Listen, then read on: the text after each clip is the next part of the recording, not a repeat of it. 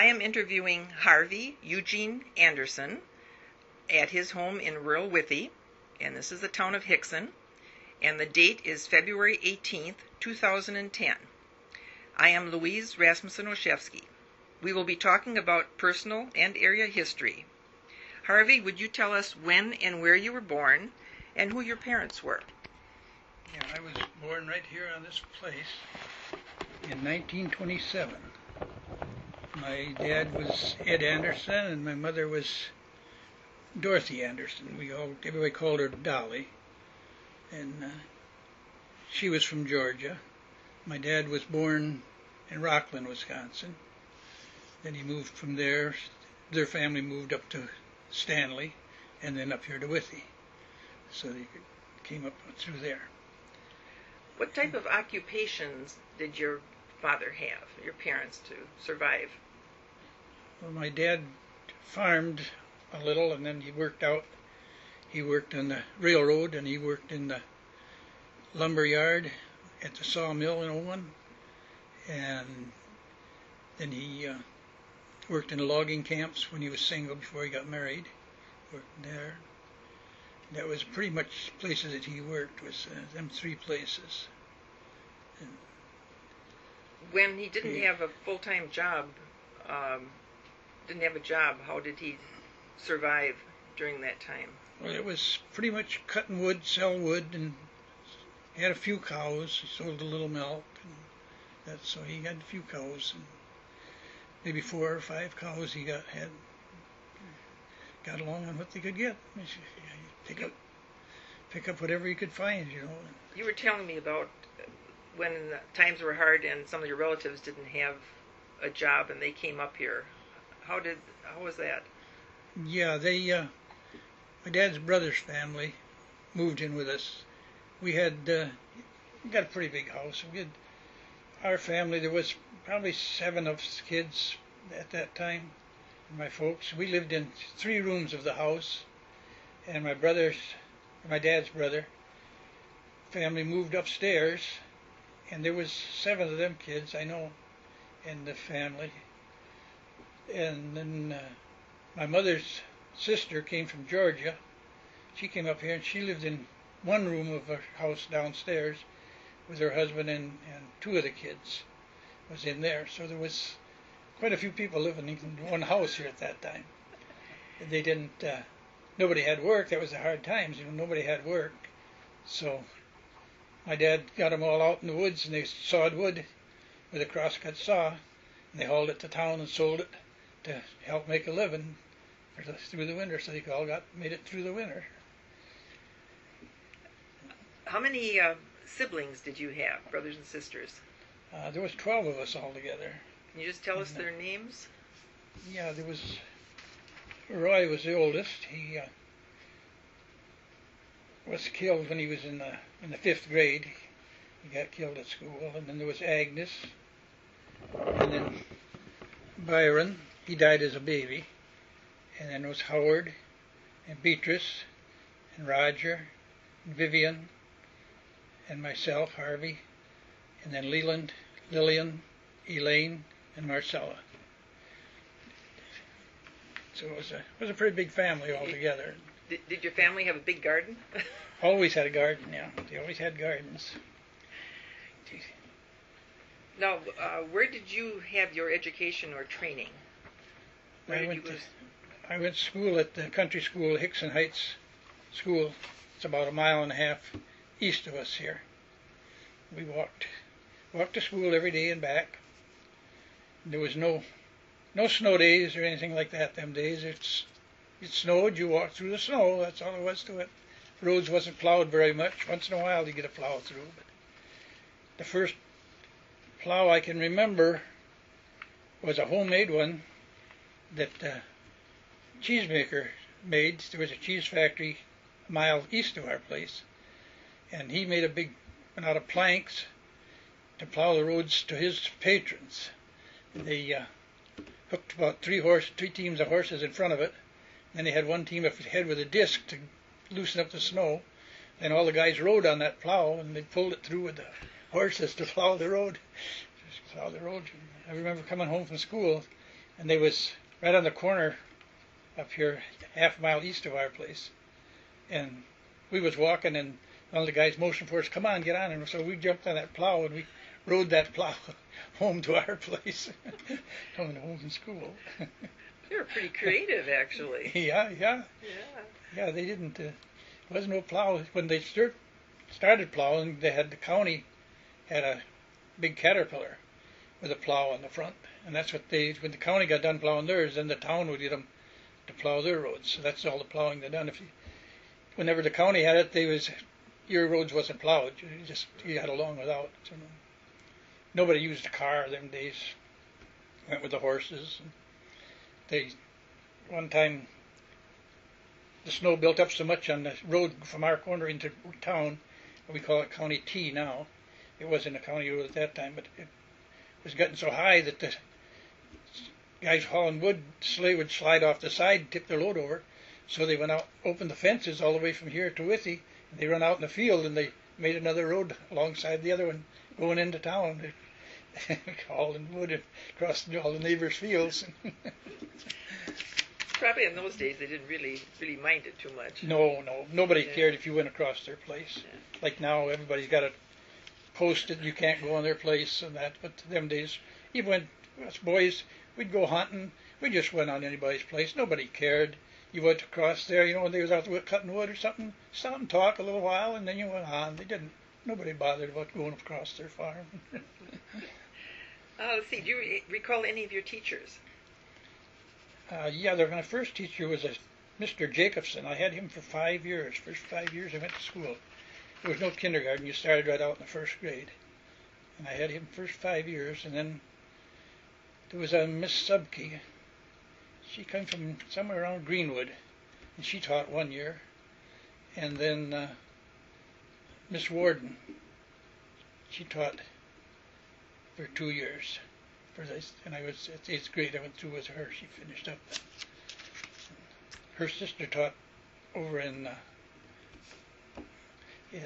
Frenchtown School, and Stella taught over here at Hickson Heights. There's 2 sisters there that came from by Greenwood somewhere too. So that was the 3 teachers I had when I was in school. Now was that Stella Patrick? Or Yeah, that she became yeah, Stella Patrick? yeah. And Olive Miller? Yeah. That 2. Olive taught in Frenchtown, and Stella taught over here at Hickson Heights. You mentioned Mr. Jacobson was one of your teachers, and that he lived in Withee? Yeah, just in the edge of Withee he lived, and he had an old car. We called it a Model A. It was a Ford car, and he used to drive from Withee up to the corner by east of our place, which was 2 miles. And then he'd park his car there, and then he'd walk on the side road over to the schoolhouse. And at night he'd walk back there and get his car and go home. I remember one time, one of the neighbor boys, Max Calhoun, that lived on this County T over here by the tracks, he broke his leg, and he come to school, and he couldn't walk all the way to school, so he'd ride the horse to school. And then he'd turn him loose, let him go home, and his dad would use the horse in the daytime. Then he'd bring him to school for Max to ride home at night on the horse again. And one time, we always got to school ahead of the teacher, and Max turned his horse loose, and pretty soon here come the teacher leading the horse back to the schoolhouse. We thought that he figured he got away from him, but he said no. He says he wasn't feeling good that day, so he wasn't going to have school. So he brought the horse back for Max to ride home. But then we found out later that one of his kids was born that day, so that's why he wanted to go back home. He wasn't sick, but his wife was sick, and so he wanted to go back home. Did you always speak English? I did, yeah. We did. My dad talked Norwegian a lot, but he talked English always to us. But he could talk Norwegian with his family, his brothers, and that when they got together, it was always Norwegian.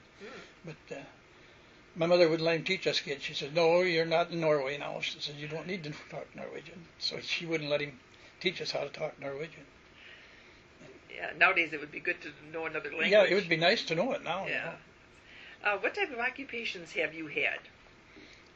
Well, when I was 17, I went in the service. I was there for 2 years, or just about 2 years. And then when I came home, I farmed with my dad. He wanted me to stay home and farm with him because he couldn't get to where he couldn't farm alone anymore. So I stayed there for, I don't know how many years, about 10, I guess, something like that. Then I got sick. I had that farmer's lung. And so a doctor says either quit or it's going to kill you. So I had to quit farming. So then I went to a cheese factory. I worked in a cheese factory for about 8 years. Then I went to hauling LP gas for Wills. I worked there for, I think, 5 or 6 years. Then I went over to Post Company, got a job over there firing the boilers.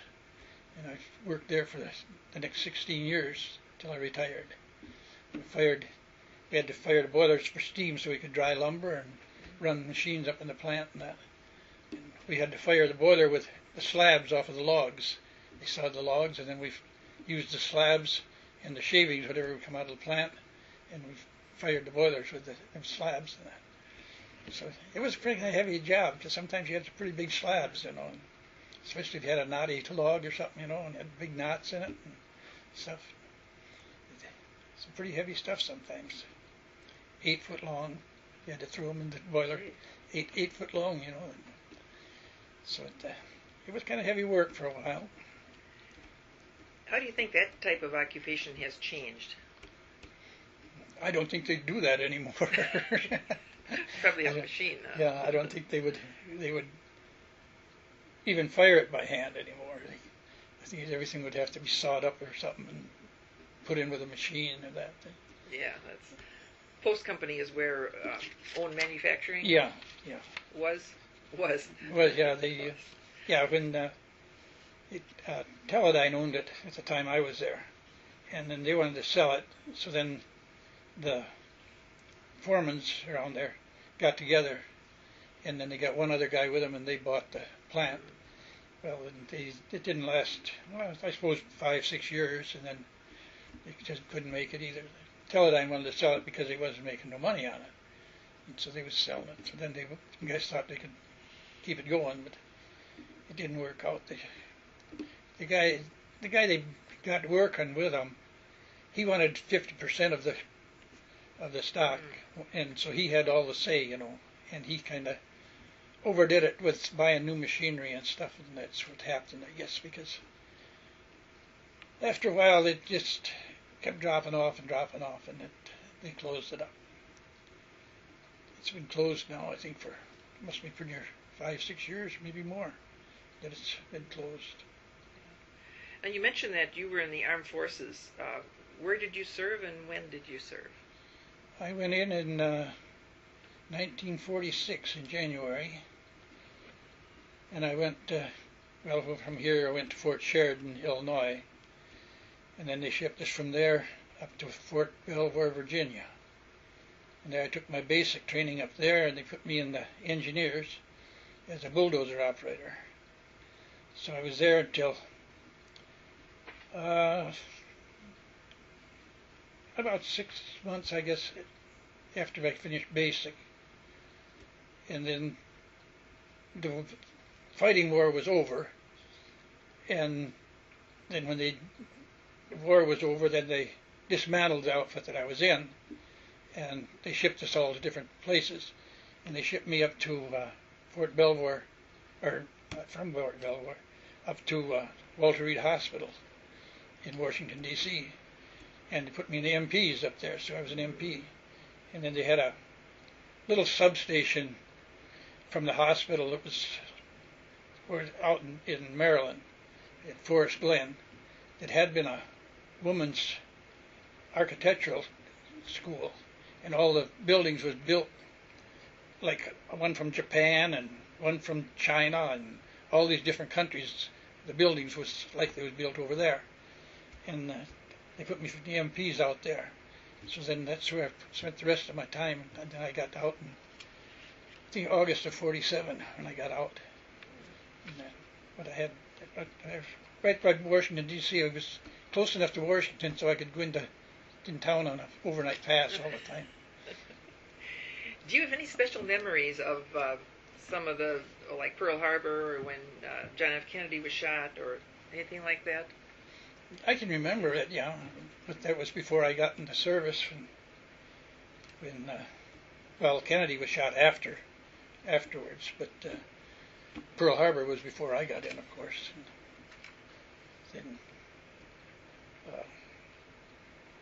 when Roosevelt died, then that Lyndon Johnson, I think his name was president. Then after that, Roosevelt, he got in when there was real hard times, and he's got a lot of these programs started to build the country up again. He had the CCCs, they called it. A lot of the guys could go there and worked in the woods and stuff. They made fire lanes through the national forests and stuff so they could get in there with trucks and that. And they cut wood and all that kind of stuff just to give them a job. It was a government job, Then he started the WPA and the PWA. The WPA was a state job service, and they done all kinds of jobs, like putting waterworks into these towns and stuff like that, and hauling gravel on the roads and stuff. So it would be a state job, and they paid the guys for working there.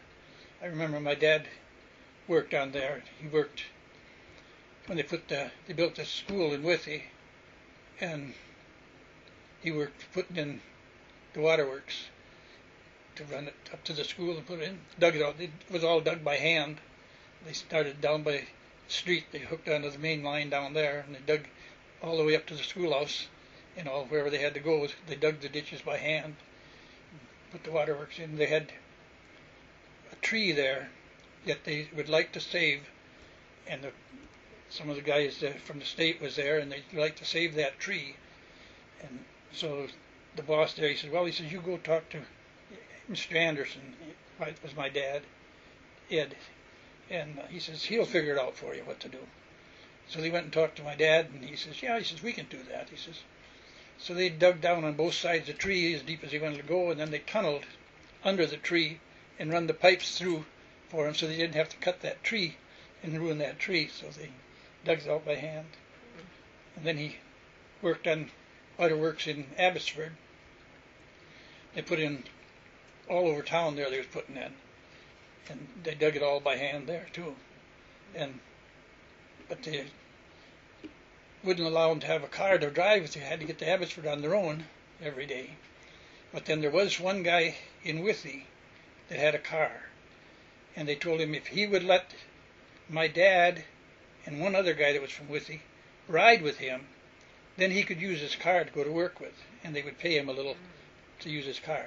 So that's how they got over to Abbotsford every day. They allowed him to, but if he wouldn't let them guys ride with him, then he couldn't use his car either. He had to walk to Abbotsford every day. Why wouldn't they allow him to use the car? I don't know. They was trying to help him just to make a living, and that was it. To ride his car over there, that wasn't considered necessary. He could walk over there. That's Abbotsford's. That's 10 miles from home, and yet it's 5 miles from here, so that's about 15 miles they'd have had to walk. But then my dad worked on hauling gravel on the roads. He worked in the gravel pit sometimes loading. They hauled it in the wintertime, then on sleighs, and then they dumped it on the road. And he worked shoveling gravel by hand, loading the sleighs there, and then he worked part of the time out on the road spreading. They'd just come out there, and they had boxes on the sleighs that would just take apart. And it was all made of plank, and they just took them all apart and dumped it down on the road. Then the guys had to spread it out with the shovels.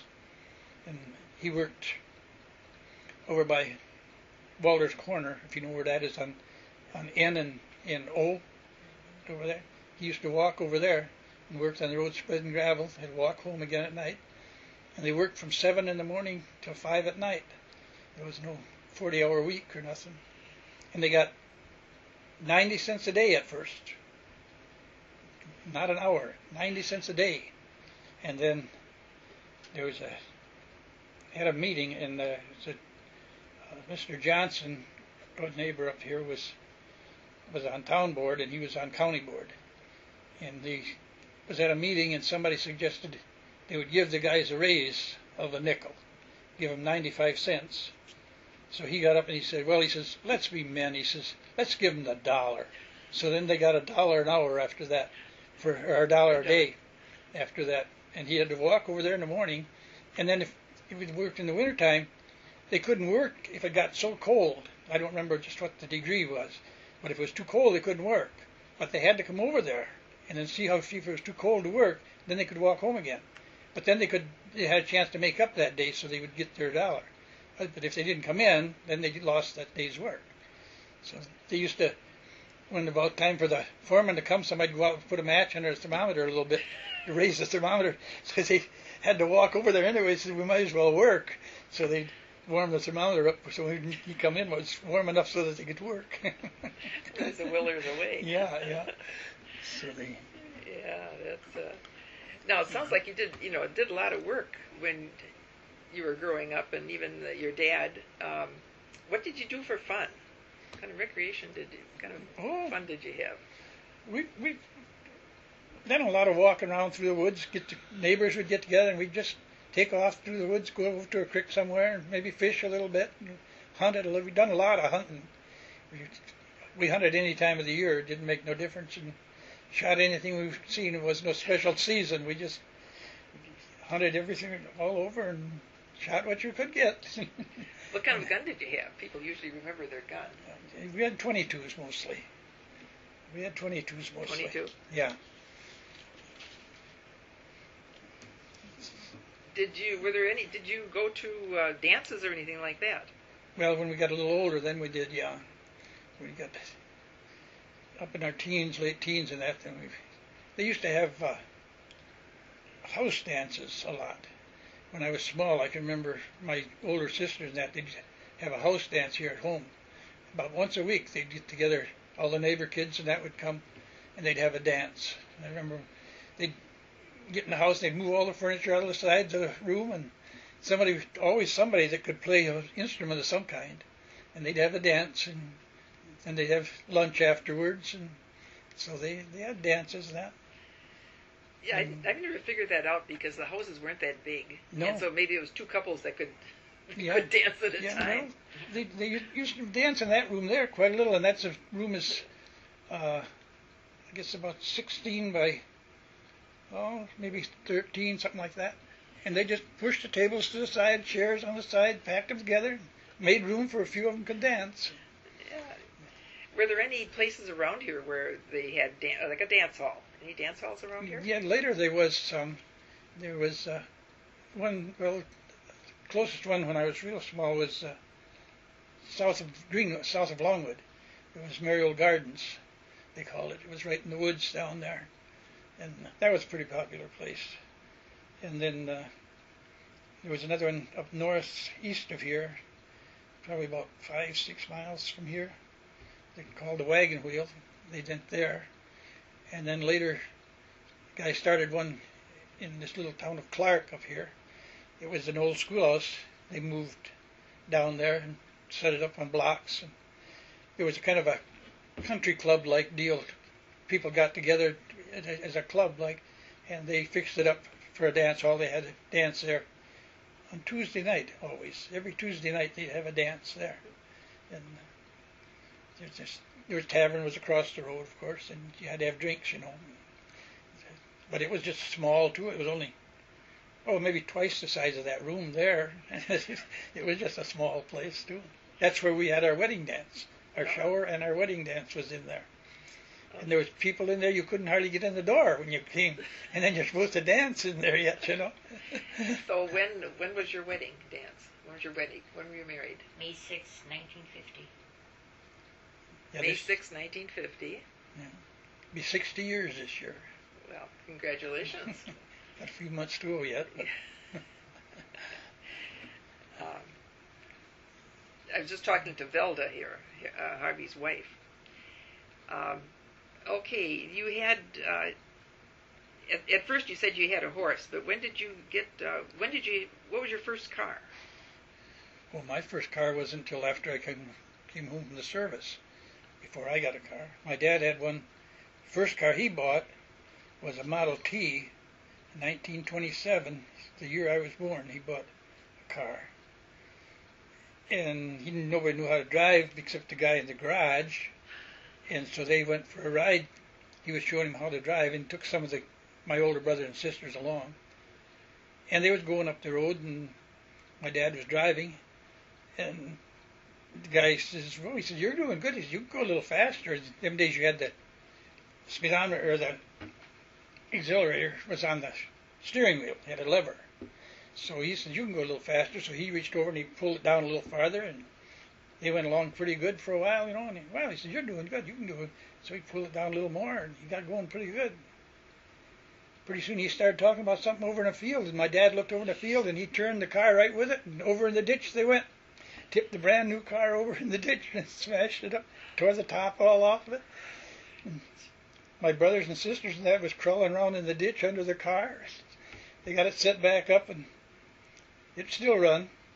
And so the guy took it himself, then drove it, and he brought them home, and then he drove it back to town, and the top was all hanging in rags. It was one of them old rag tops, old top. He was waving at people going through town when he went back to the garage with it. The top was hanging down.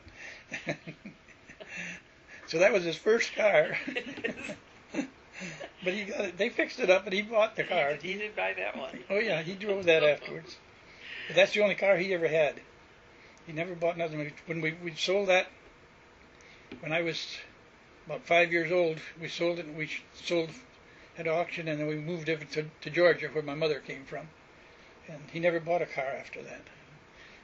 We stayed in Georgia for about a year, and then we came back here, and he never bought another car until us boys got big enough to drive and that, and then we started getting cars again. But my dad never bought another car.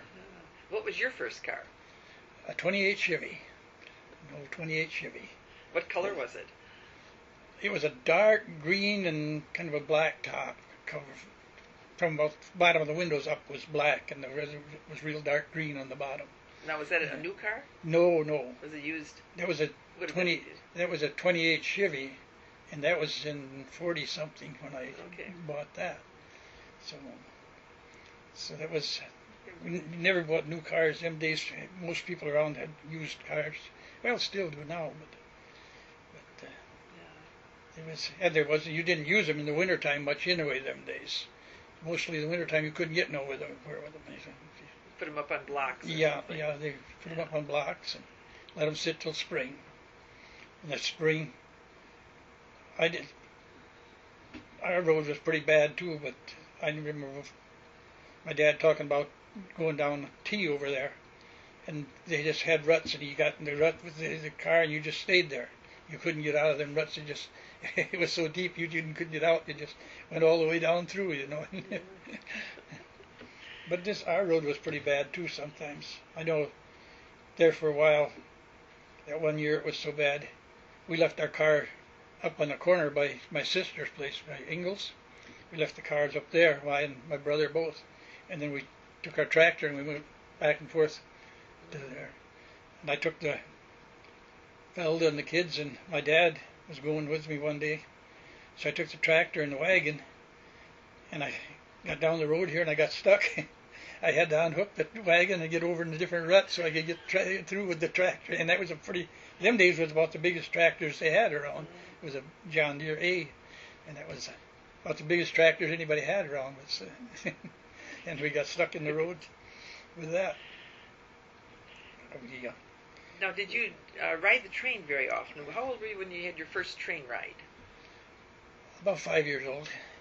We went to Georgia that time. My dad worked on the railroad, and he could get a pass, so we all moved to Georgia, and we stayed there for a year. And then he rented the farm out here, and he was looking down there for a farm. And then the guy in town was taking care of it. He wrote and said he had a buyer for the farm if we wanted to sell it. So my dad said, well, all the kids had a vote. He says, you want to go back? We got to go back now. He says, otherwise we're going to buy a farm down here. And we all wanted to come back here, so he says, okay, that's what you want. So we come back here and stayed here. But that was in the hard times too. That was in the 30s, you know. It must have been Depression time. yeah, about 1930, 31, somewhere along in there. There was no jobs or nothing. Well, it's interesting he gave your children an opportunity to decide where you're going to live. Yeah. Yeah. You wouldn't have been that old that... I wasn't very old, no. But the older ones, I was only, well, I came back, I was 6 years old. Because I started school that fall when we came back. But, do you remember when electricity came through? Yeah, I remember. I don't remember just what the date was, but I think it was in the 50s somewhere. No. 40s, probably. Must have been the 40s, yeah, the 40s. Yeah, I remember when it came through. You know, we was going to school. They went by the schoolhouse and they put the poles up, and then they come along and they strung the wire, and they laid it over the crossbar up on top of the pole, and then you got up on the end about a mile away, and they'd hook onto that and they'd pull it to tighten it up. And us kids was out of school in recess, we'd hang on the wire and they'd pull it, and we'd pull us way up in the air, and then we'd drop off. I remember that. It's a good thing it wasn't electrified. Yeah. After it was electrified, some of the neighbors up here, the Rowland boys, they had something going at their school. It was a different school. It was called White School. And they had something going on, and all the folks was there, and the kids was outside.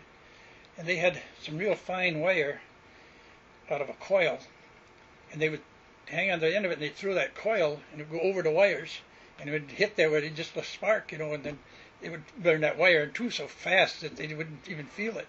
That was like a hair. It's such fine wire. One of the kids up there, he was kind of a retarded kid anyway, and he went and he found a piece of barbed wire. He says, "I'll make a fire, make her spark," and he threw that piece of barbed wire over the top of that high line, and it tripped the switch somewhere on the corner. The whole neighborhood was out of electricity. Had lights in the schoolhouse, everything was black. All the kids run for home, and folks come home, and they was all in bed. Didn't even know the lights was out. No, the kids didn't know a thing about it. No, the kids didn't know nothing about it. Didn't even know the lights was out. They was all in bed. Did they ever find out who did it? I don't know if they ever told them who did it or not.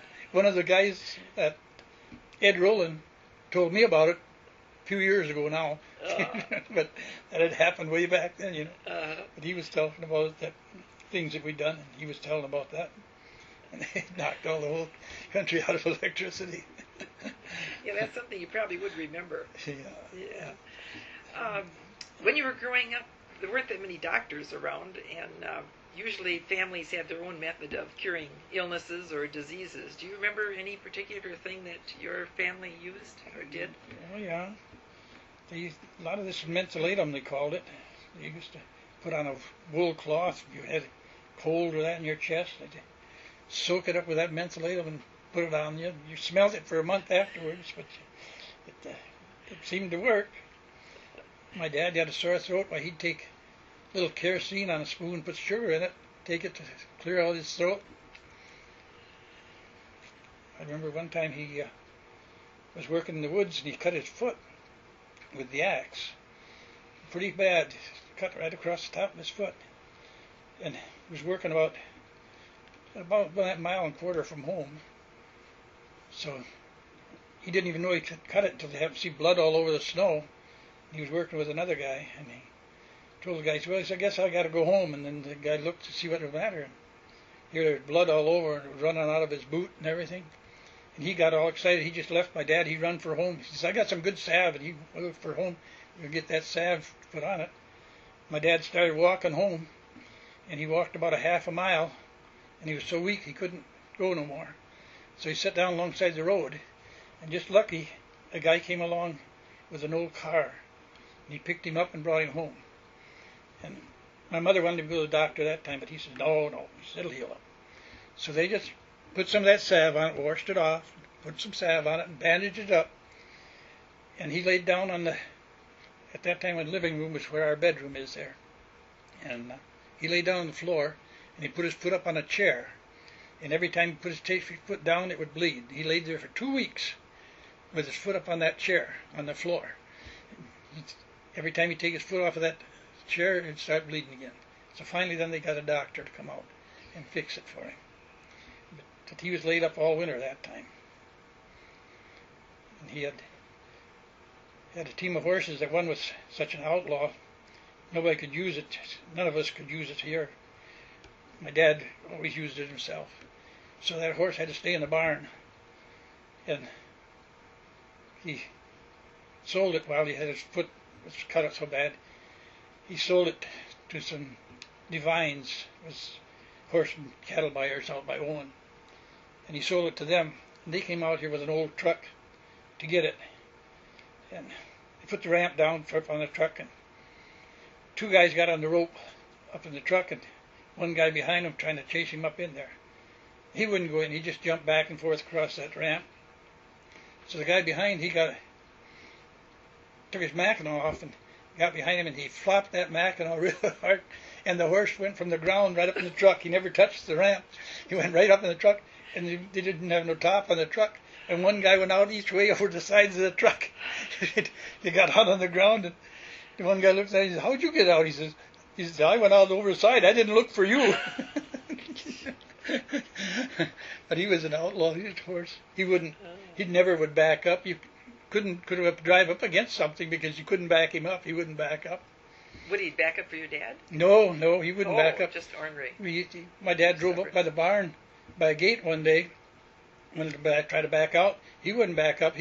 All at once he tried to go over the gate in front of him. He wouldn't back up. You had to unhook him and take him around, pull the wagon backwards, and then hook him on again. We was in town. I was with my dad in town. I was pretty small yet then.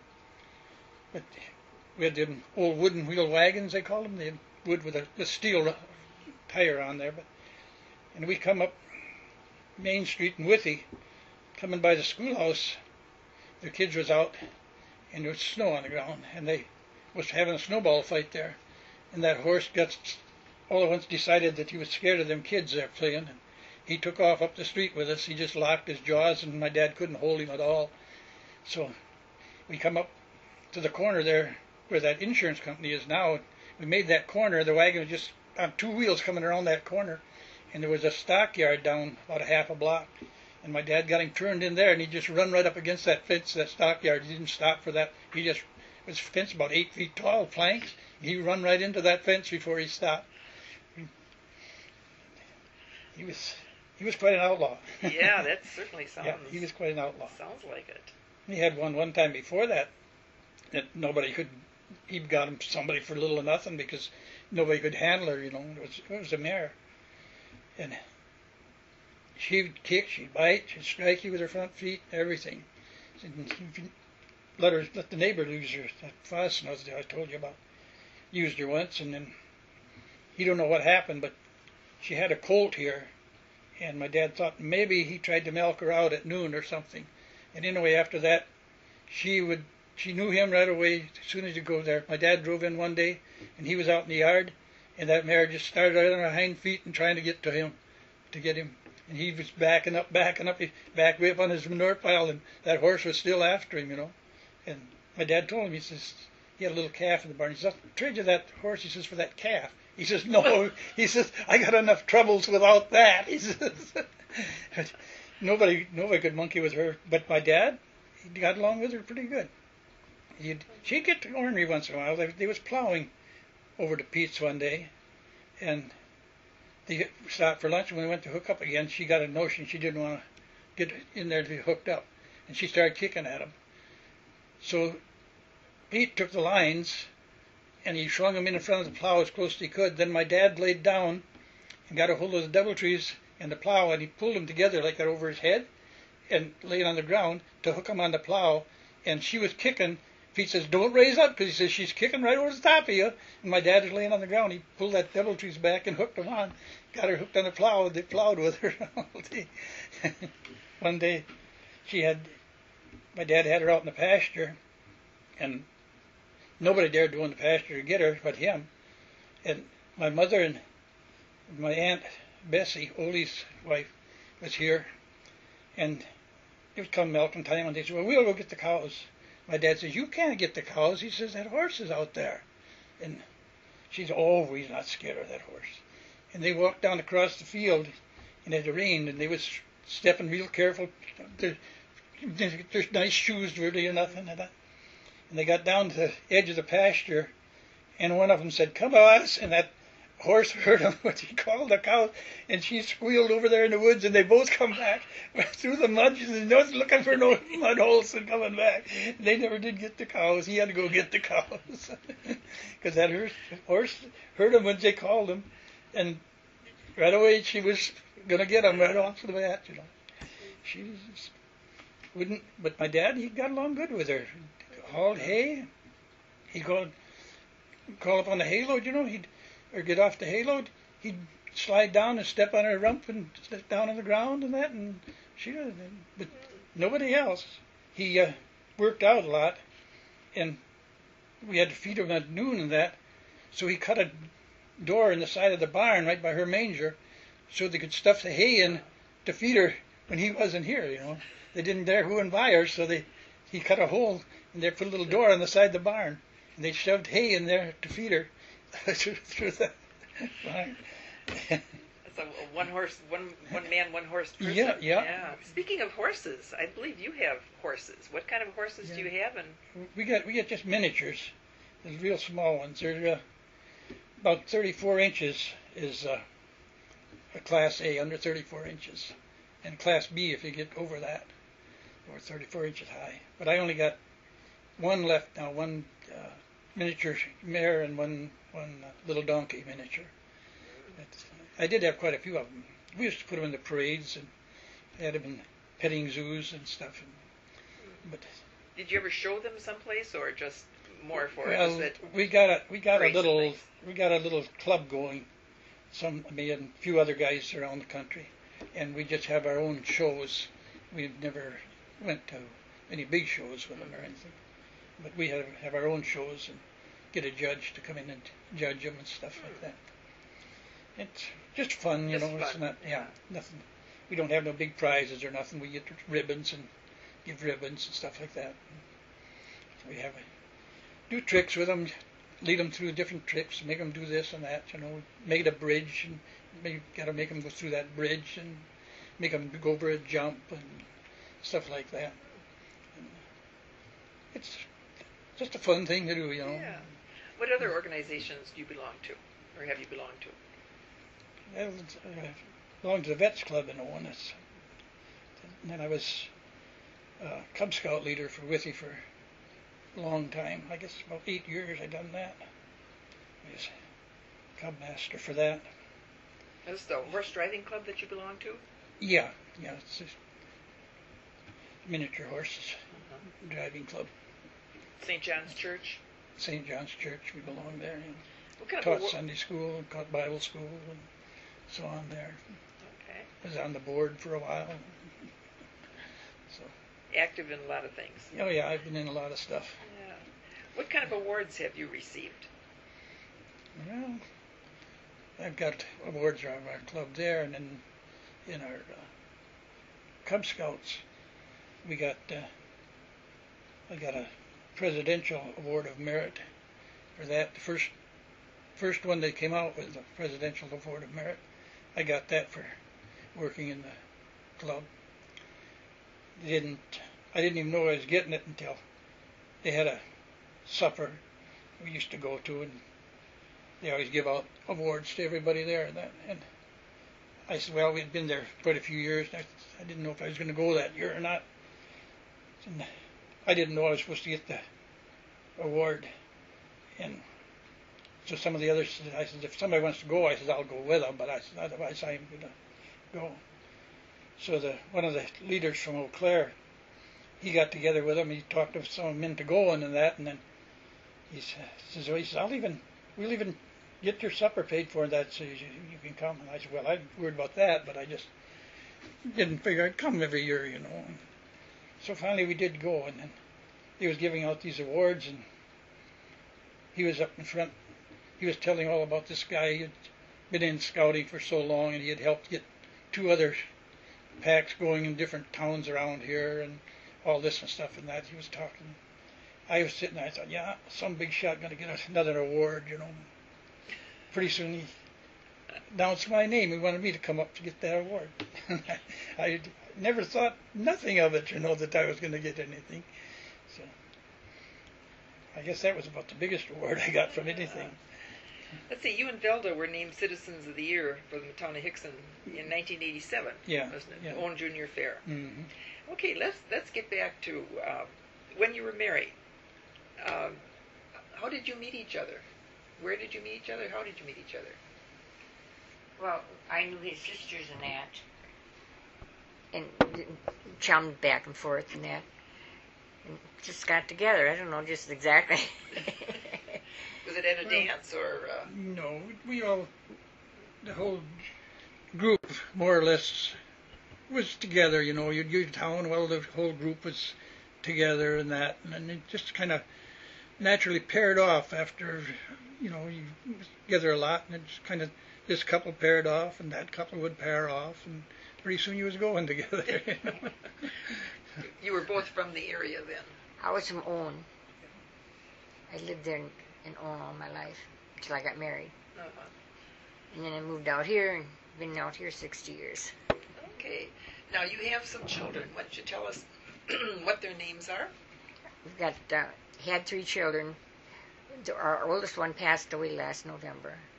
And then we got 1 daughter and then 1 younger son. And their names are Ronald, Janice, and Billy. Okay. Do you have grandchildren? You don't have to name them all. We've got 7 grandchildren, 8 counting Earl, I think it is, and we've got about then we got about 18 great grandkids, and then most of them are from their youngest son. He's got the most of them. So the Anderson name will continue. Yes. Okay. Now, do you have any advice that you would like to give to young people today? Yeah, yes. If they would listen. If they would listen, yeah. If when they're in school or when they're on a job, learn everything you can about it.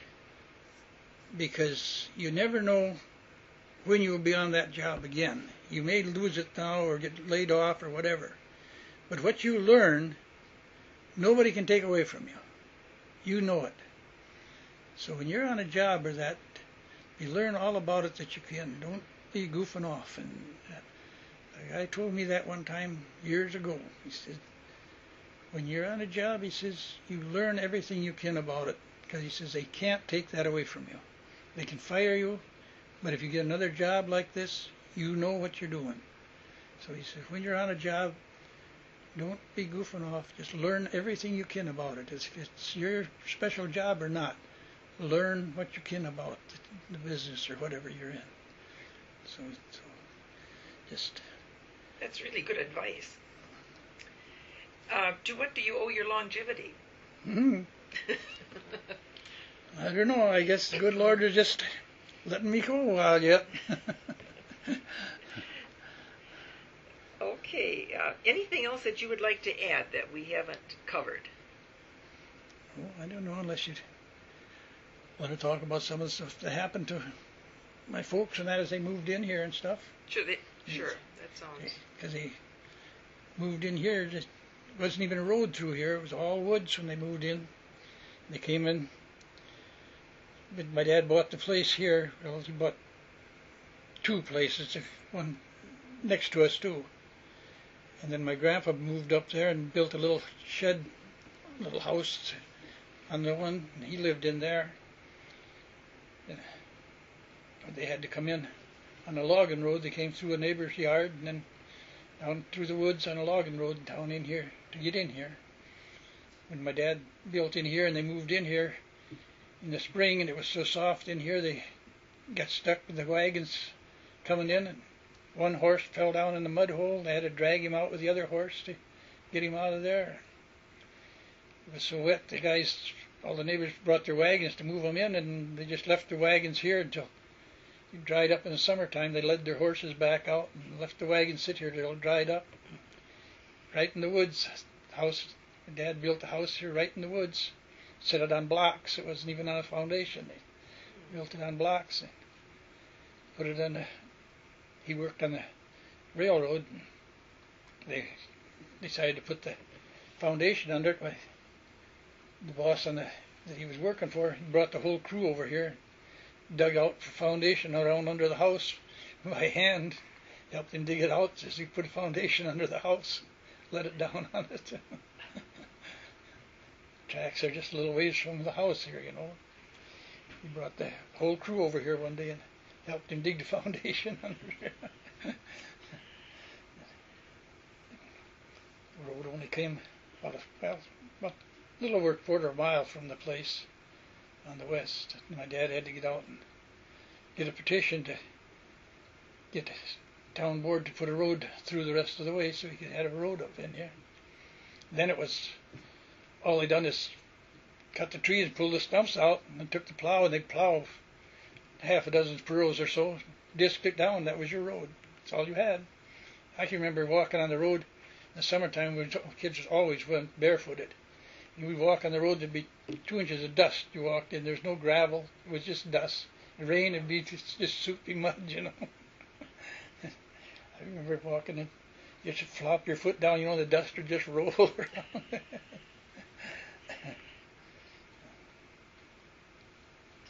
They built the house.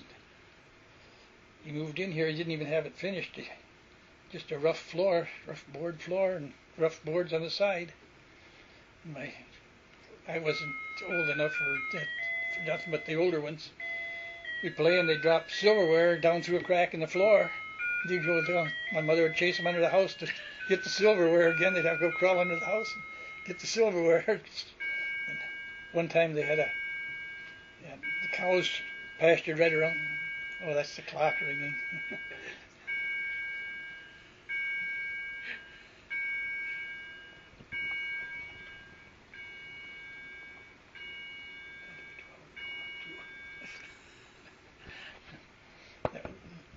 Had to be 12 o'clock, so the clock had to ring quite a while too. And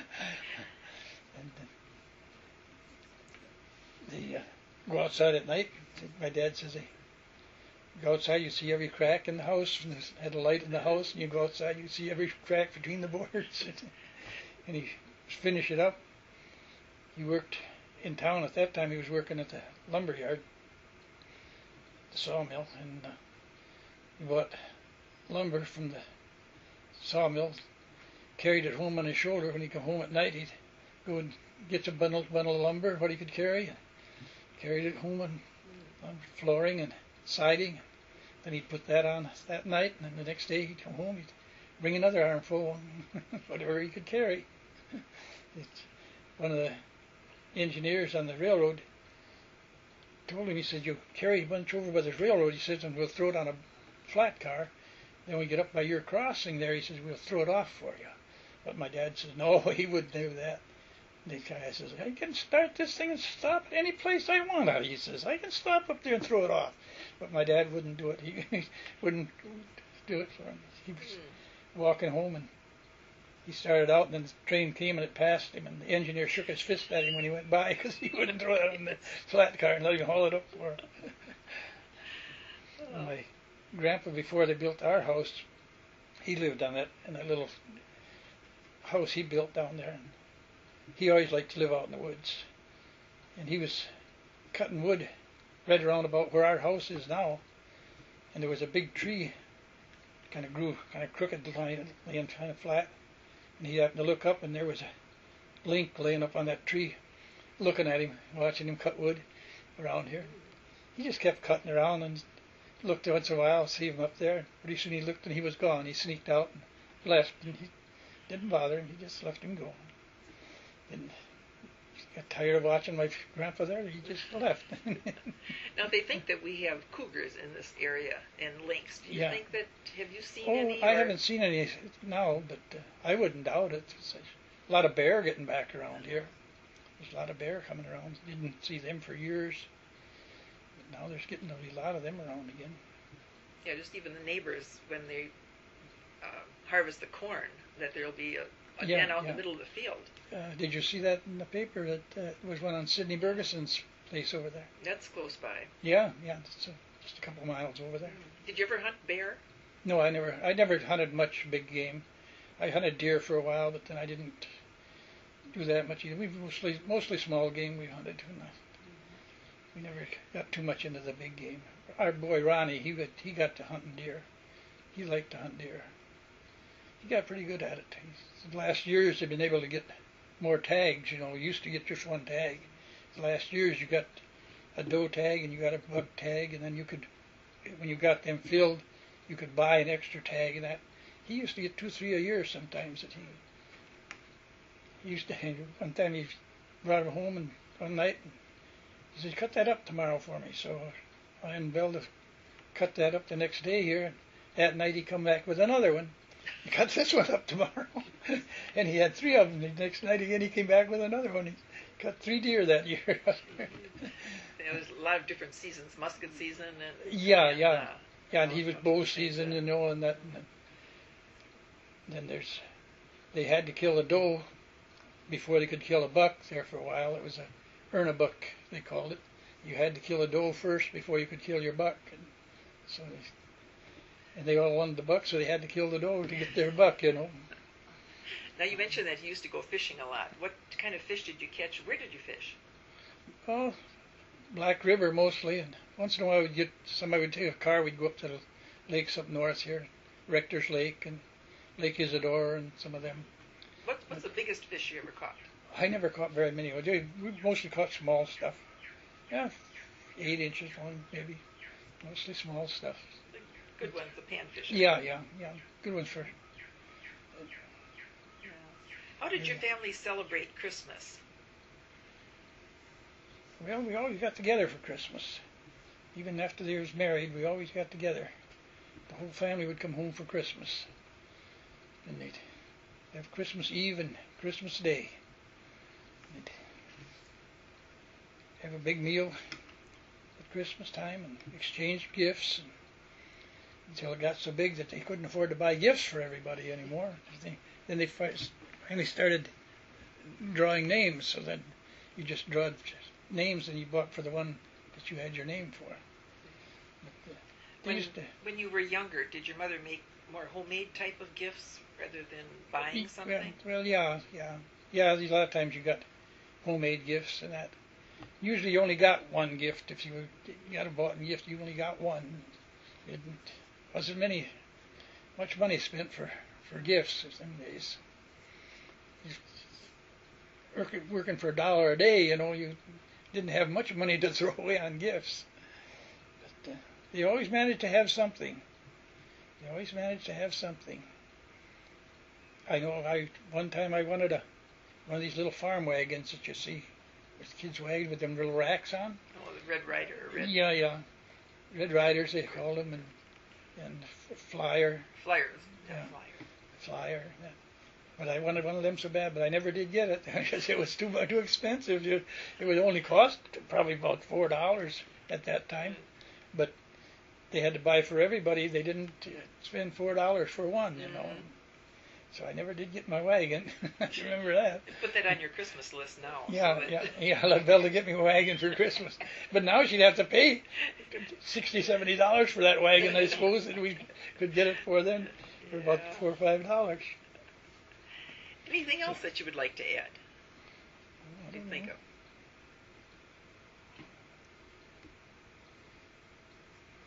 If not, I'd like to thank you very much for participating in our oral history.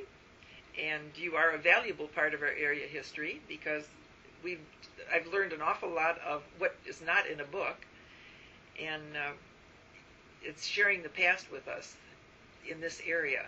And so we really appreciate that. So we thank you both very much. You're welcome.